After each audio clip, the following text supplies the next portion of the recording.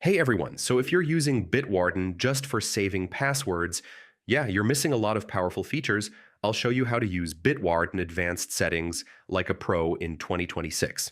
First, open your Bitwarden vault and log in. Now set your vault timeout settings for extra security. Enable auto lock so your vault stays protected. Turn on two-factor authentication for stronger security. Organize your passwords into folders like work and personal. Use secure notes for sensitive information. Generate strong passwords using the built-in tool. Install the browser extension for autofill login and make sure sync is enabled across all devices. And that's it. Now you know how to use Bitwarden like a pro.